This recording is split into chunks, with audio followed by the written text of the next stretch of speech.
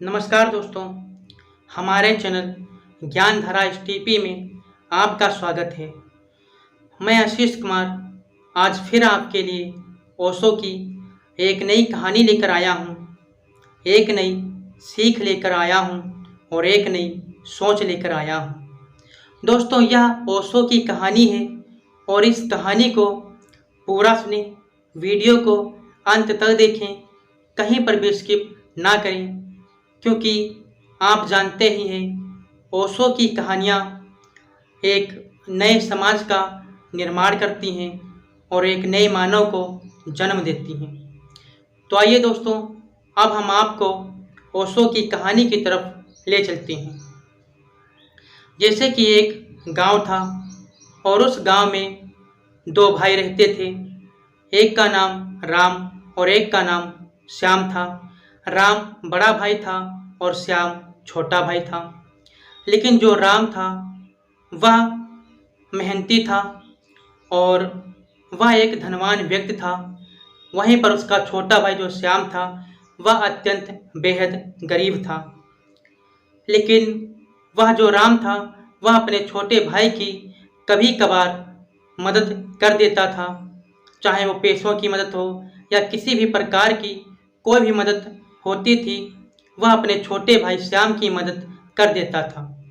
एक दिन क्या होता है, राम अपने परिवार के साथ जाता है गाड़ी लेने के लिए और गाड़ी लेता है अपने लिए 4 पहिया की। फिर उसने सोचा कि चलो अपने छोटे भाई श्याम के लिए भी एक गाड़ी ले लेता हूँ। होता क्या है, उसने अपने एक छोटे भाई के लिए भी गाड़ी ले ली और घर आया और उसने अपने छोटे भाई से कहा कि देख छोटे भाई, मैं तेरे लिए भी एक कार लेकर के आया हूँ। यह तेरी कार है और यह मेरी कार है।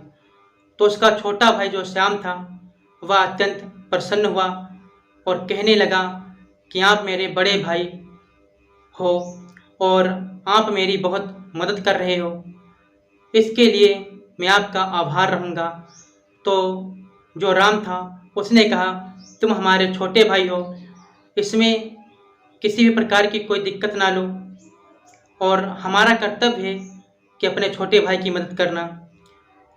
श्याम क्या करता है, वह अपनी गाड़ी लेता है और वहाँ से टहलने के लिए चल देता है।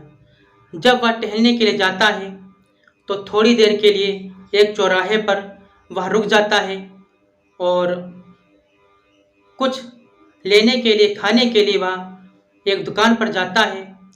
तो देखता है, जब वापस आता है अपनी कार के पास तो देखता है कि एक छोटा सा बच्चा जो गरीब परिवार से रहा होगा, फटे पुराने कपड़े पहने हुए था, तो वह उस कार को बड़ी अच्छी नज़रों से देख रहा था, निहार रहा था और उस गाड़ी को चारों तरफ से घूम घूम के देख रहा था।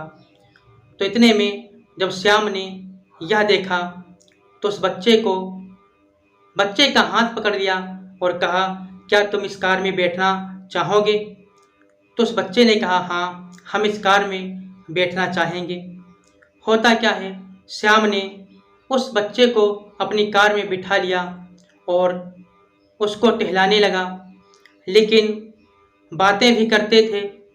तो जो श्याम था उसने कहा कि यह कार अच्छी है।